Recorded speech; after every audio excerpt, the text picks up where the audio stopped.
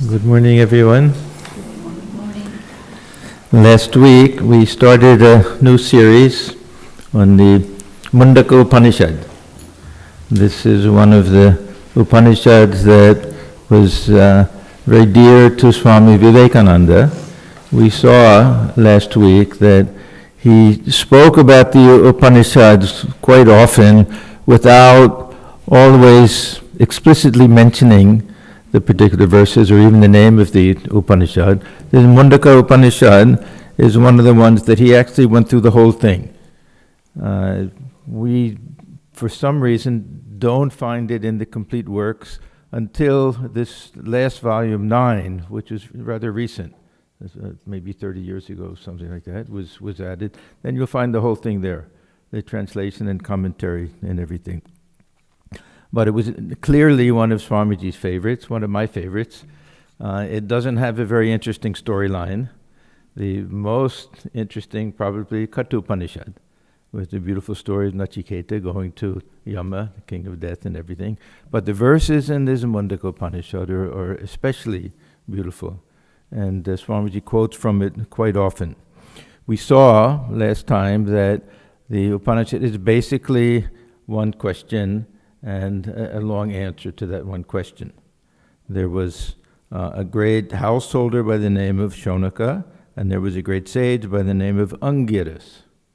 And this householder was obviously a very deeply insightful person, because the question is a very beautiful question, that he wants to know that is there some essential thing? Is there one thing knowing which everything can be known? Is there a key to everything, that if we know that one thing, then we can explain everything in terms of that one thing? So he says, Kasmin nu bhagavo vigyate sarvam idam vigyatam iti bhavati iti.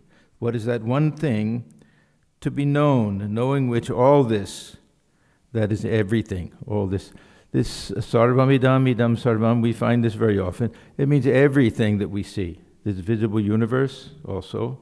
It doesn't simply mean some transcendent reality, but everything. What is that one thing knowing which? So there's an assumption here. The assumption is that there's a unity to everything. That there's a basis that can explain everything, that can be seen as the ground of everything, or everything can be seen as a manifestation of this one thing. So the assumption here is one of unity, universality, oneness, however we understand it, that everything has to go back to one single cause. And we'll find that this assumption is true. Everything, the answer that we get will be perfectly attuned to the particular question. So this is that search. This is the search, and could it be that it'll be some material thing? Can it be that we have to look and find atoms and molecules and energy and all of that? Could be. The Upanishadic thinkers, they were open to everything. They weren't restricted to anything. We are restricted to the Upanishads and to Vedanta. We have our Shruti and everything. They didn't have anything like that. There was pure investigation, and through their internal investigation and their meditation and everything, that they reached a solution that satisfied them and actually led to a very high state of enlightenment and realization. Now, we found last time that the reply is not what we expect. It's not exactly following the question. What was the reply? Does anyone remember?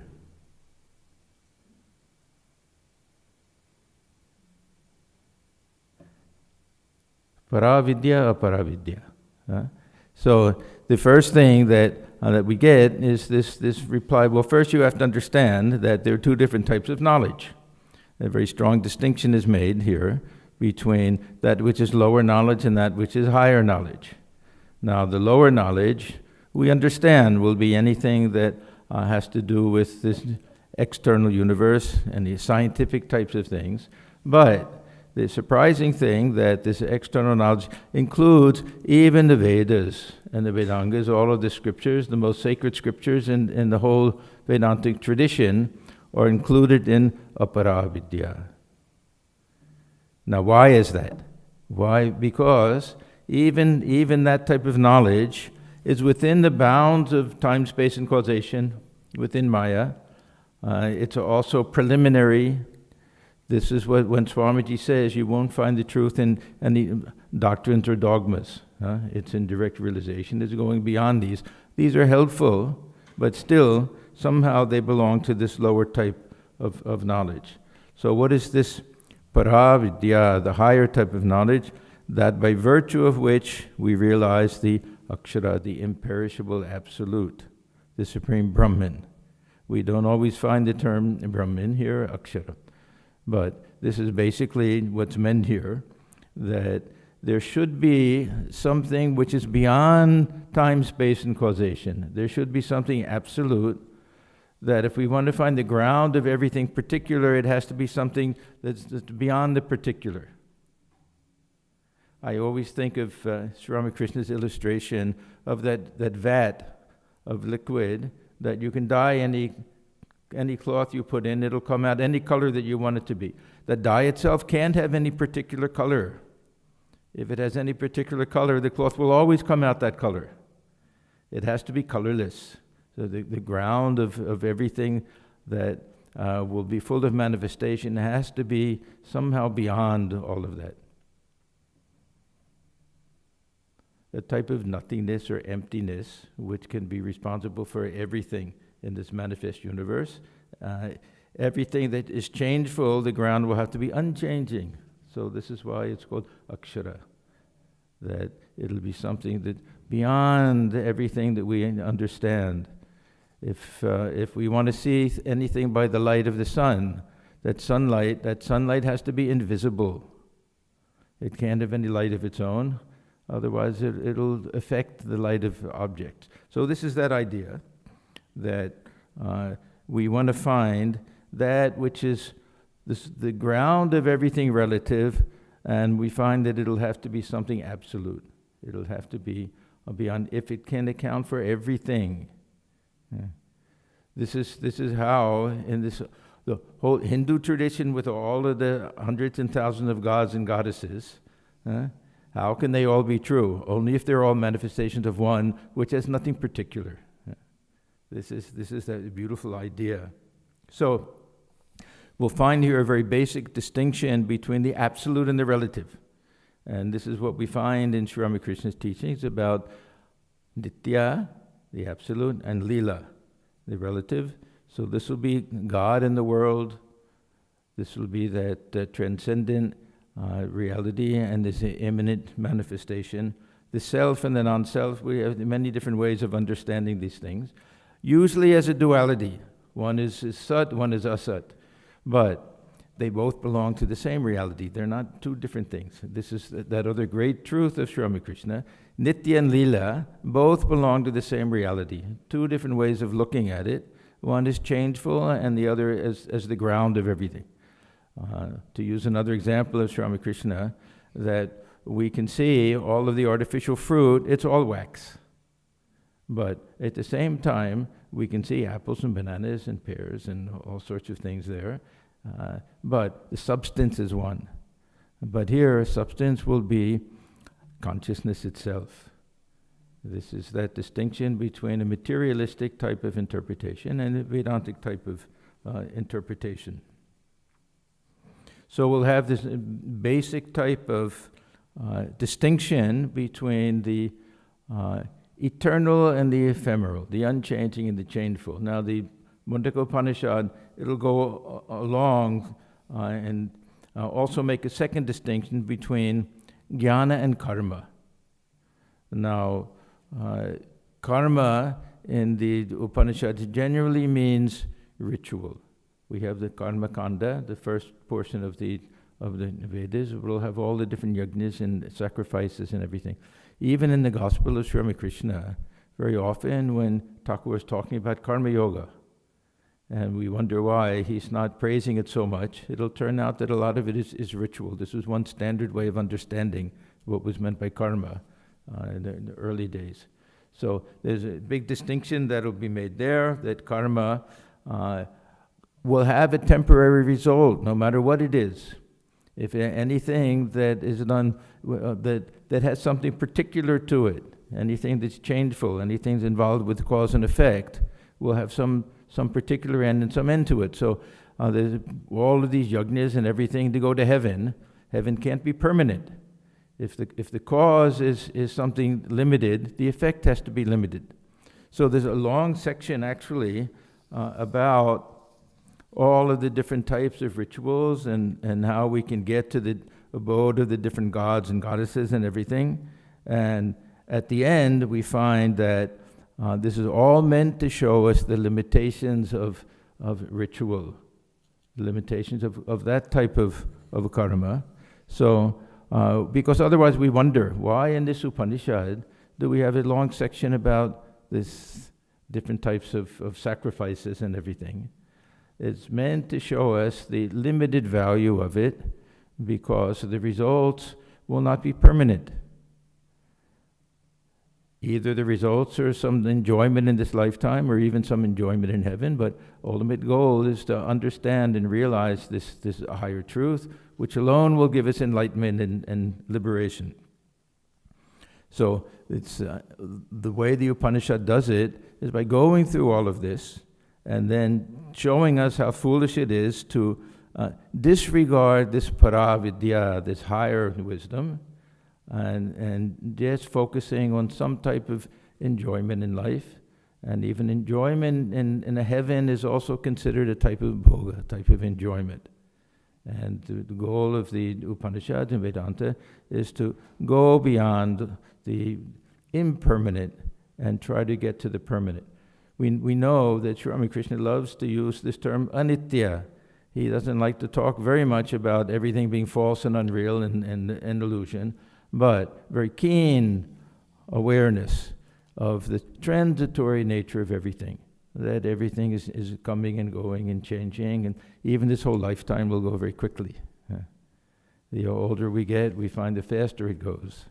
We even lost an hour last night without even knowing about it.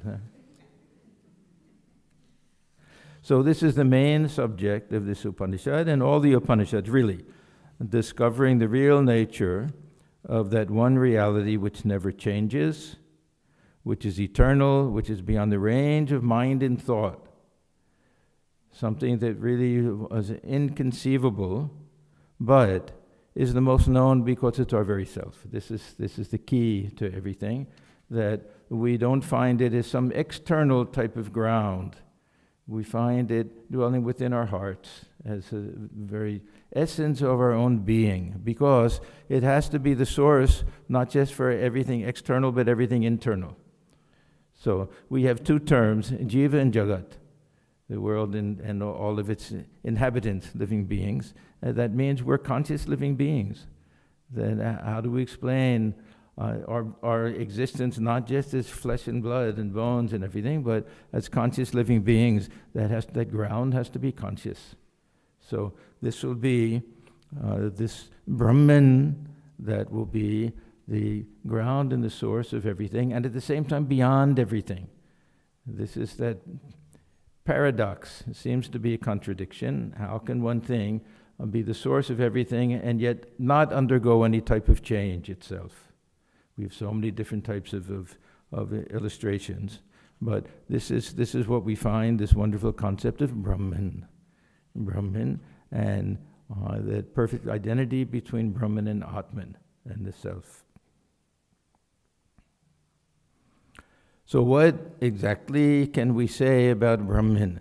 We know Sri Ramakrishna is very clear that what Brahman is cannot be uttered by the tongue, and yet he'll go on and on and on and give different examples and different ways of us trying to understand it. So we can approach it from the side. We can't say exactly what it is. That has to be experienced when the mind goes to a different level, and we're not thinking in terms of ordinary concepts and terms and words and things.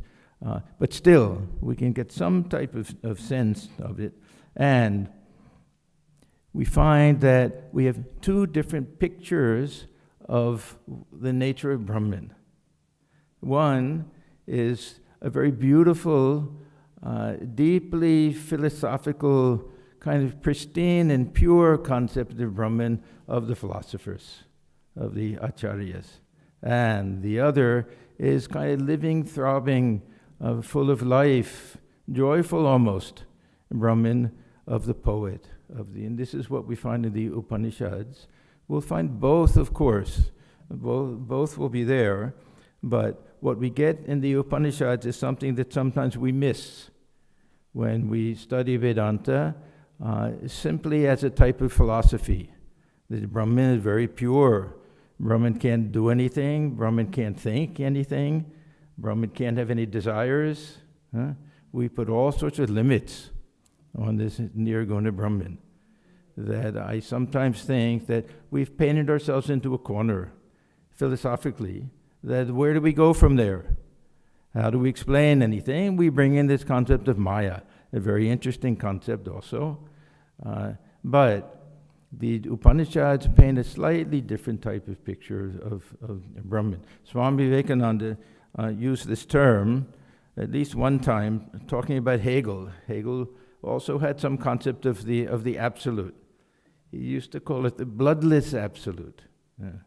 So in this our Advaita Vedanta, I won't say bloodless, but it's not the vibrant, thriving Brahman that we find in the Upanishads.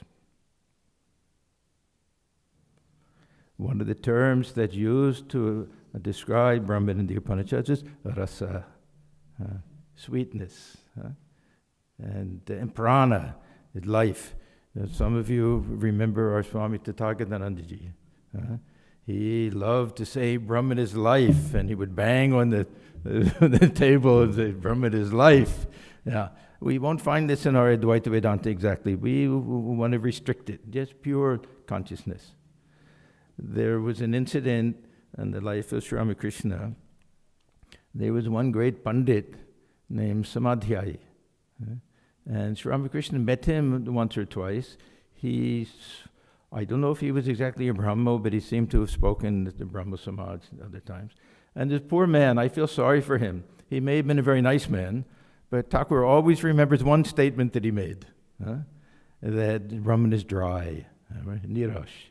Brahman is dry, that we have to sweeten him up with our own love and devotion. So Sri Ramakrishna would say, what kind of statement is that to make? That which is the essence of sweetness, rasa. To say that it's dry, he said, it reminds me of the man who said that my uncle has a cowshed, it's full of horses. He says, now who keeps horses in a cowshed? That means he doesn't have anything there, it's empty. Yeah.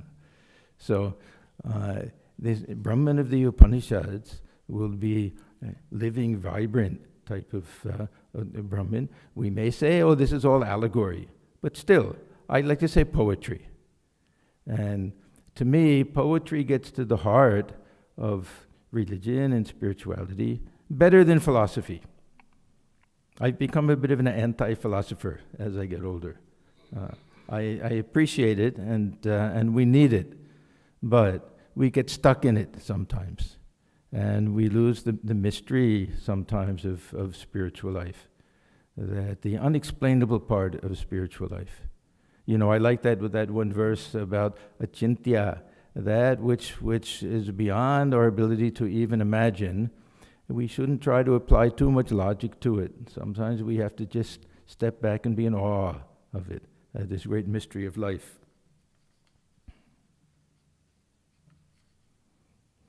So we find that the acharyas, and this is not to criticize them, but they come up with the philosophy. They have to. This is what they're supposed to do.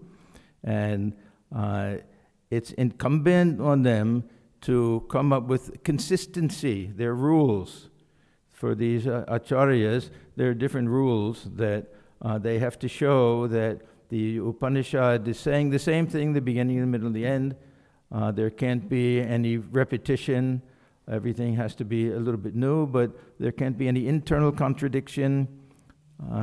So they have to come up with some cohesive theory. Now, the Upanishads don't always easily admit of that, and Swami Vivekananda was a little bit critical of all of the acharyas, because he said all of them had to do a little text torturing in order to be consistent. But this is what they had to do. We can't fault them for that. But still, we see that there's so many different varieties of interpretations possible in the Upanishads. Just to give one simple example that we'll get in this Upanishad, that everything is like sparks coming out of the fire. Now, it sounds very dualistic. This creation, Brahman is like a fire, and sparks coming out of it have their own independent existence and everything. The non-dualist has to explain it in a way consistent with non-dualism. The dualist will say, oh, I like this one, and they'll stick with that. But then the dualist will see Tattvamasi and everything, what they have to explain it in their own way also. So this is the dilemma of the philosophers, and the Upanishads don't seem to care. That the Upanishad wants to give us a very free-flowing concept of Brahman that will give a lot of variety, different room for interpretations. As I say, poetry.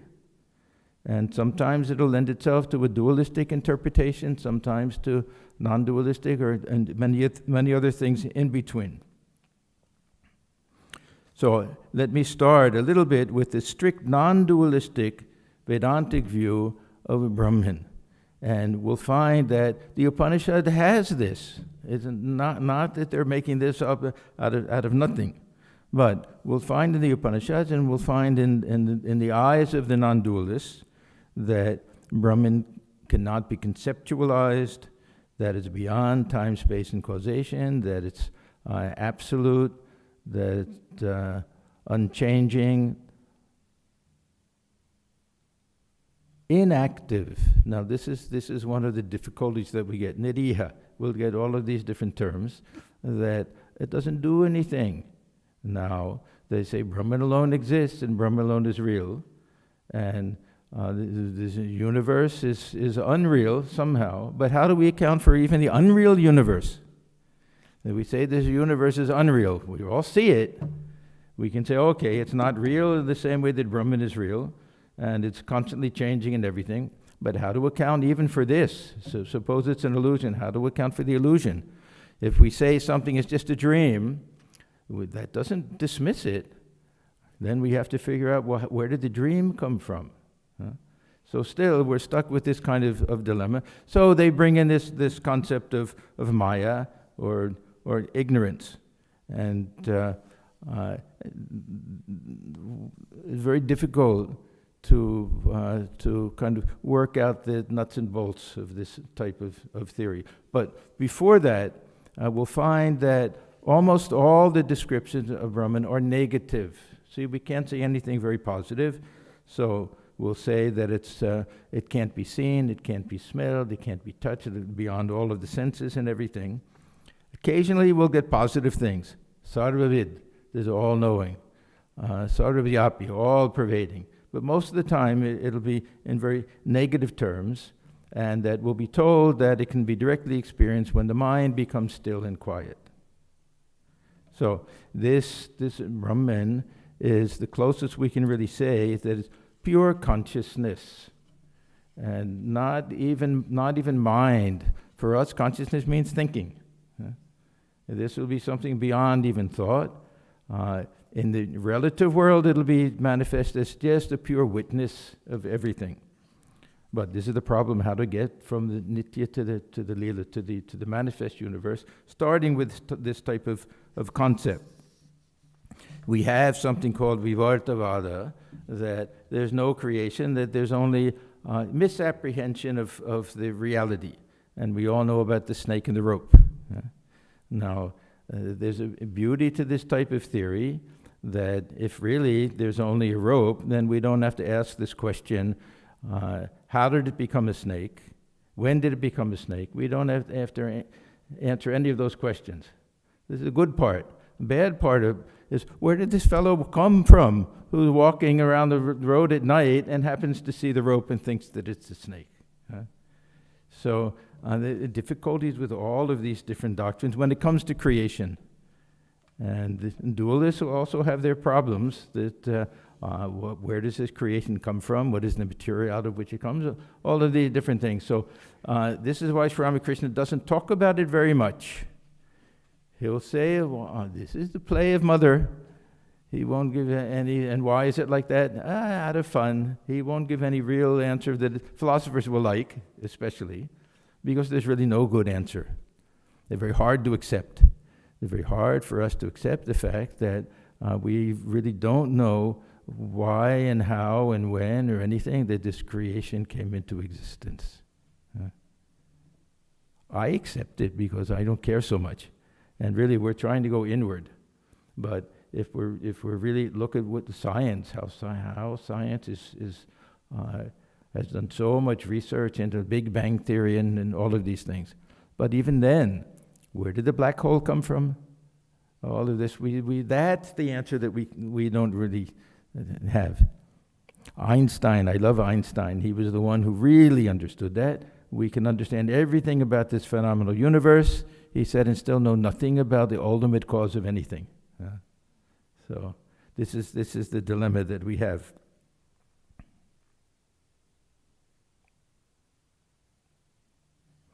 Now, what we do in Vedanta is that once we accept this universe, and we accept the fact that there has to be one single cause, and it has to come from Brahman itself, then we get around it a little bit by changing terminology. I say, no, I won't call it Brahman, I'll call it Ishvara.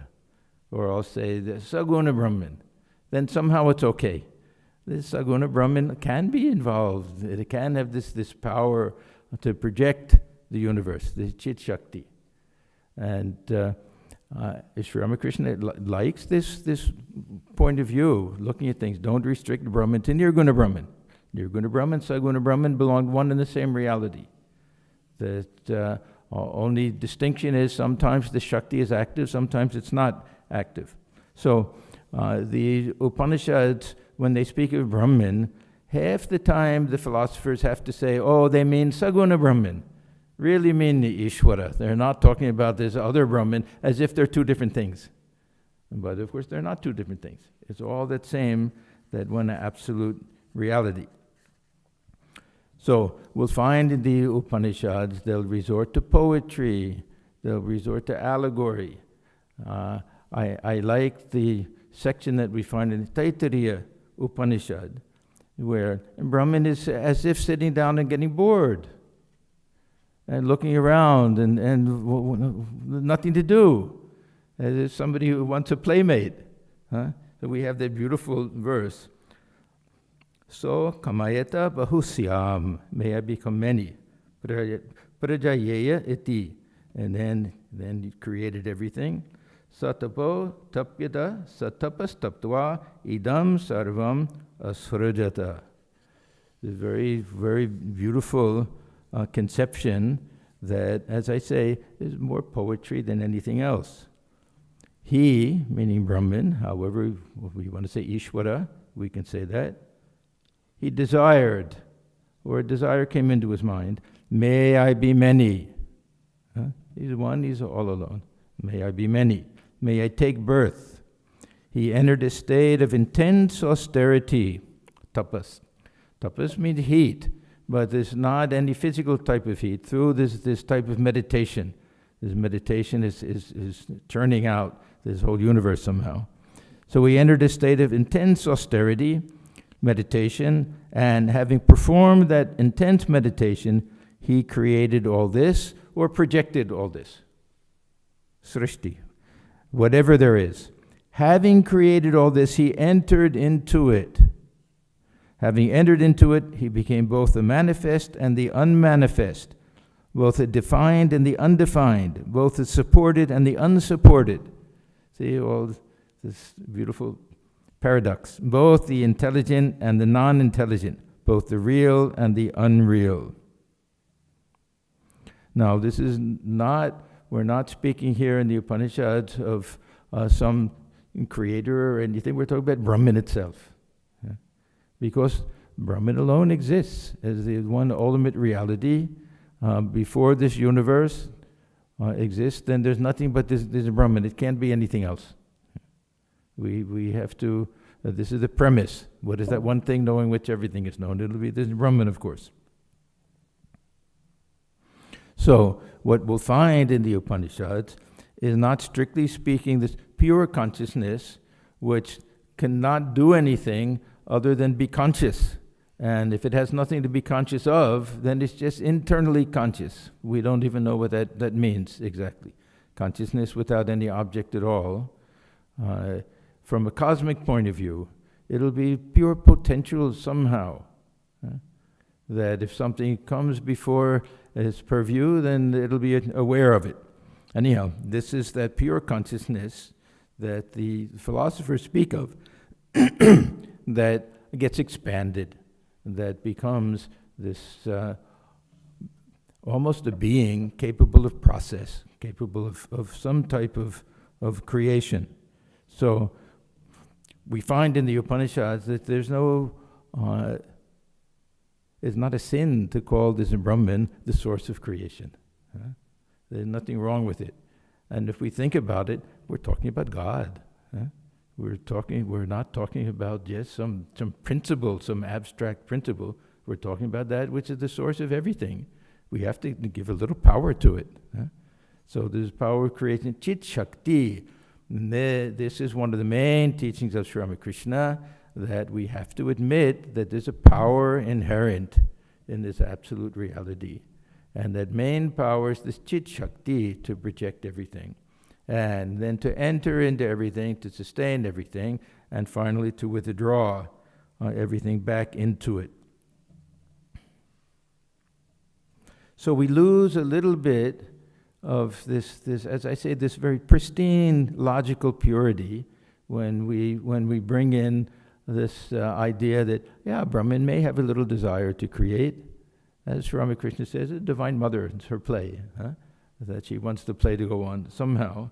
But the Upanishads, they get away with all of this, with this beautiful allegorical language and this kind of poetic way of placing things. One thing I find helpful sometimes is to, if we want to understand what they really, these great rishis, those who came up with these ideas, had these realizations, what they really thought about these things, sometimes it's helpful to look at the etymological meaning of the terms that they use. It's very interesting that we look at Brahman. Brahman is unchanging absolute reality, yet the word itself, Brahm, means to expand. It means to expand. So this is the picture that comes into my mind, that these ancient rishis thought of this Brahman as something with a tremendous power to expand into the whole entire universe. So they use this term Brahman. Now remember, Brahma, with the long ah, the masculine, is the creator. There's a reason why, as the same word is used. The same word, this indicates Brahman and Brahma, indicates the oneness of Nirguna Brahman and Saguna Brahman. Brahman beyond all attributes, and Brahman together with its Shakti. So this is that Brahman term. Atman. Now, did these ancient thinkers think of the self, the Atman? Did they think of that as pure consciousness? The word actually comes from a root meaning to breathe, as a breath, as some type of life. And we find this in many, many ancient traditions, a very beautiful idea that the soul is the breath of God, that God will breathe the soul into the universe. I learned something interesting this morning I never knew. This atmosphere. Yeah, the cognate with Atman. Yeah, Atman, because early meaning was breath or wind, something like that. So this was the conception of the self in the very early days. That it was life, it was breath, that source. Then Maya. This is the third very interesting term. We know Maya, the Maya of the philosophers, again, is some type of ignorance or veil that covers everything, but it comes from this root ma, meaning to measure something. And I don't know if this is actually a valid statement, but to me, it seems that the English word magic should be cognate with the word Maya.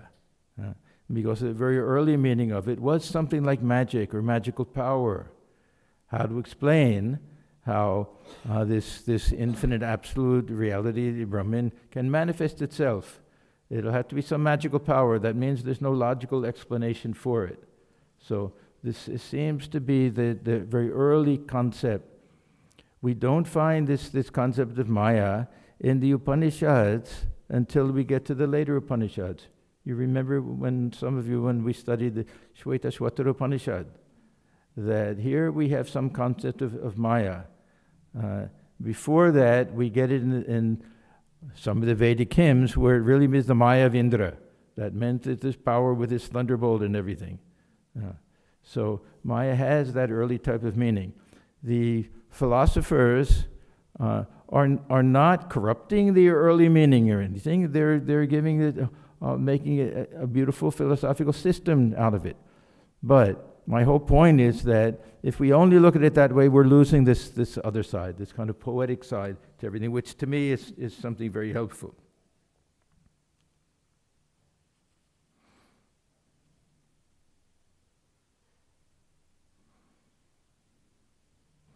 To get back to Mundaka Upanishad, when we start to see the way the Upanishads will explain Brahman, that first thing is that we find that these great souls, great sages, they behold Brahman dwelling everywhere. So we don't really start out simply with this idea that Brahman is just transcendent reality, but it can be seen everywhere. At the same time, they'll say that it can't be seen like an object. It cannot be seen, it cannot be grasped, unconnected with anything, it has no qualities. This is our Nirguna Brahman, without eyes, without ears. See, everything is paradox. And we have beautiful verses in the Gita that having no senses of its own, it can see and hear and everything through our own senses. So, eternal, omnipresent, all-pervading, we get all of these terms and everything, and which is the womb or source of all beings. So the very beginning, when we get a description of this Brahman, we'll find three different ideas, three very beautiful but distinctive ideas. And all of them fall within this Upanishadic view of what Brahman is. So the first is that Brahman is that one single transcendent reality. There's a pure consciousness, we can't say anything about it, that it's not connected with anything, it's never tainted. This very standard idea of Brahman that cannot be perceived or thought about, just pure transcendent ultimate reality. The second idea is that the same Brahman pervades everything that exists, and the sages don't simply have this vague understanding, but paripashyanti, they see it everywhere they look, in all directions. They see nothing but Brahman. Now we know that Sri Ramakrishna had this vision. He saw everything as Chinmaya, the embodiment of pure consciousness. Wherever he looked, he saw divinity throbbing through everything. So this is that second idea. And the third is that it's not just pervading and throbbing, the source of everything, the womb of everything, the source of all creation. Now, we may try to explain this creation, as I say, with the snake and the rope and all of that, but the Upanishads seem to prefer this idea that Nirguna Brahman, which doesn't do anything, is also Saguna Brahman, that looked at from a different point of view, that this creative power is inherent within Brahman and essential to it, but not essential in in the way that it defines Brahman. If Brahman is not engaged in the act of creation, Brahman is still Brahman. So just like with an individual, that we may have our occupation and everything, we're something other than that. When we're not doing that occupation, we're still the same person. There's something deeper that pervades everything about us. But that occupation is still our occupation. We can't dismiss that. So this is that type of idea that we have. And then we start to get illustrations. And we'll get 3 illustrations. This is verse 7. That 1, just as the spider sends forth and draws back its thread. So this is the creation will come out of the spider. The thread comes out. They say ornanabhi. They thought it came out of the navel. Comes out of the mouth, I think. Yeah.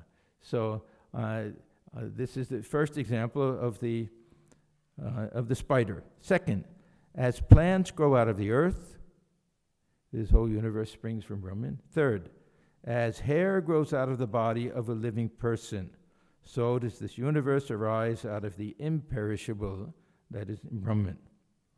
Now, the first example is very well known, and it has a nice, several nice applications. One is that since the thread comes out of the body, that means that there's no material used for this universe separate from Brahman.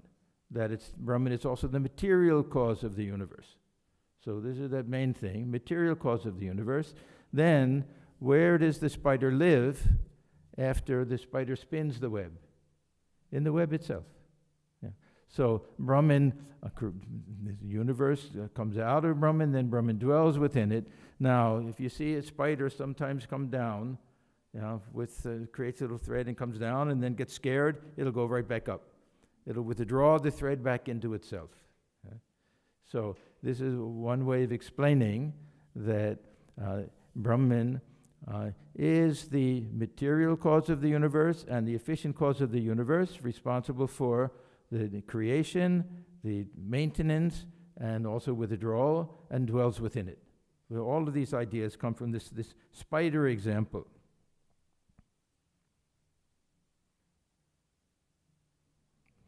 Now, the fact that the Brahman is the material cause of the universe,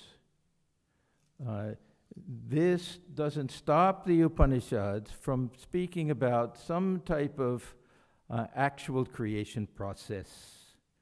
Now, the Advaita, some of these with Ajatavada, some of the very idealistic schools of Vedanta don't want to talk about it. Don't ask me about how the snake came from the rope. It never came from the rope. Finished. End of story. But in the Upanishads, we'll find that there's a real process that through this deep meditation, that first there'll be a creation of the different elements. They'll combine. All different things will come. Almost like the Sankhya theory, that will have a regular type of evolutionary process. The distinction is in Sankhya, that doesn't come out of Brahman, that's separate. But here, we're trying to find out how this process takes place.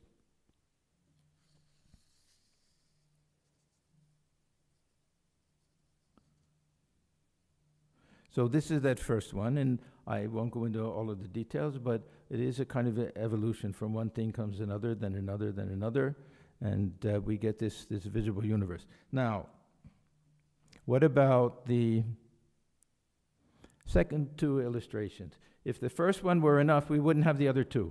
They have to add something to it. Again, one of the teachings, the acharyas have to be able to show that it's not simply redundant. They call it tautology. It has to give us some other element or some other feature. Now, when the spider weaves the web, there's some reason for it, there's some motive. Spider's a conscious thing. There has to be some desire behind it. Not that it can think the way a human being can think, but there's some design. Something has to be there, some feeling. So we have some feeling. It's a volitional act, not thought out the way we do, but still.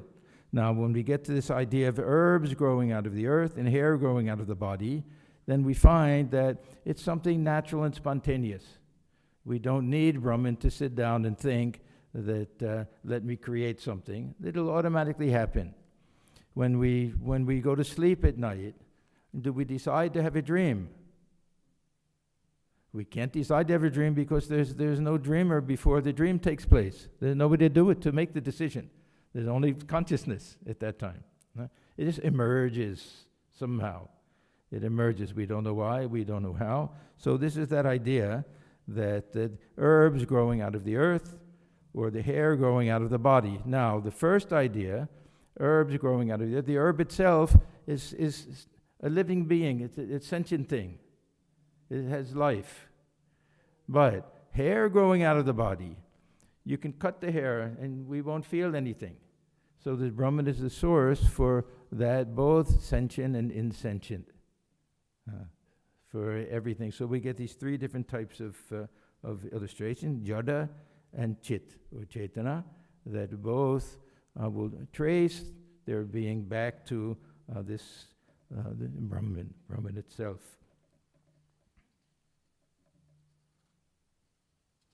Now, what is the distinction between Brahman as the ground of this insentient universe and the ground of sentient beings? That means manifest as Jagat and manifest as a Jiva. If we look at the dream universe is a projection out of the mind, the cosmic mind, the mind of the sleeper. But the individual in the dream is the dreamer. This is the pure Vedantic idea that there's absolute oneness between the individual soul and the supreme soul.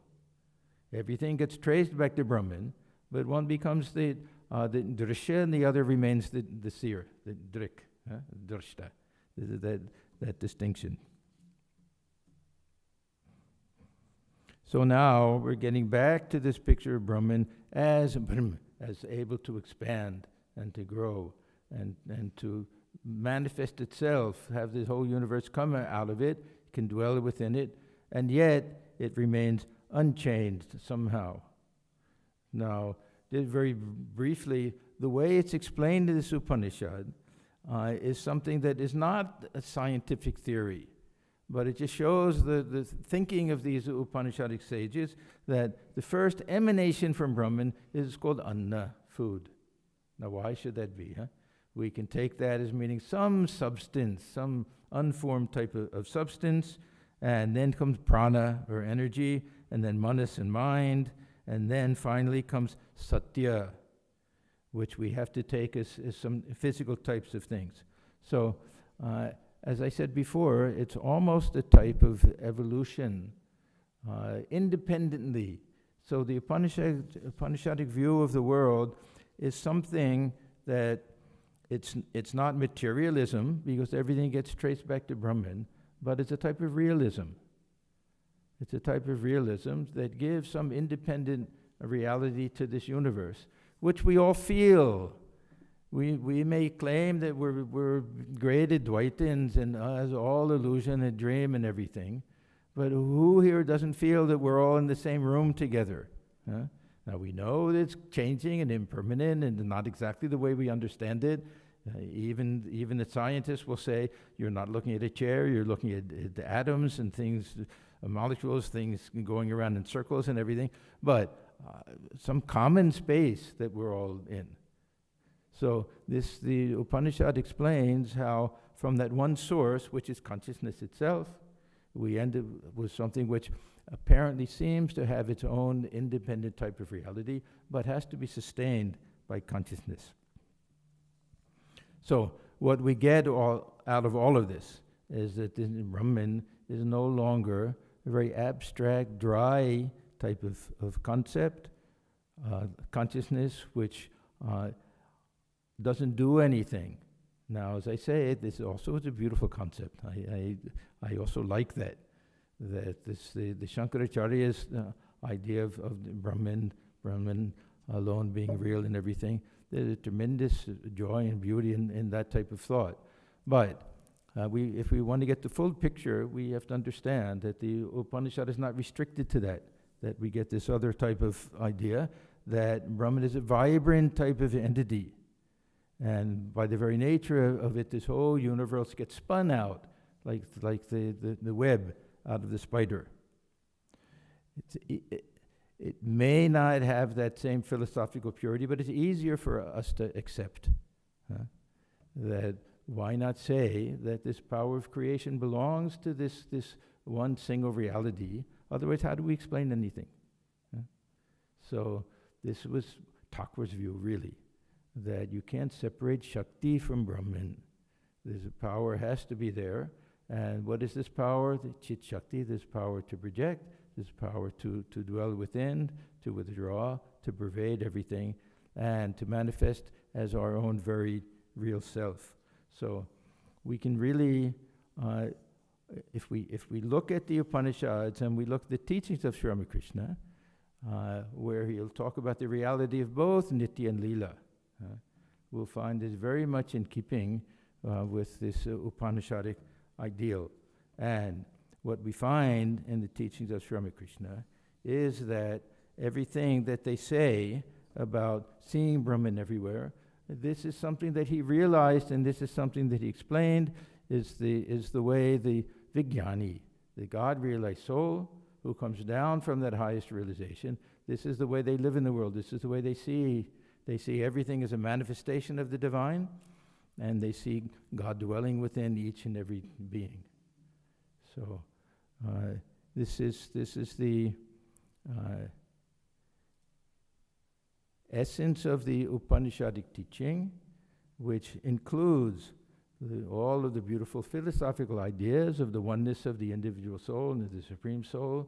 There's all of our Tattvamasi and everything, but also gives this other view of Brahman as a source of everything, and source of joy also, rasa.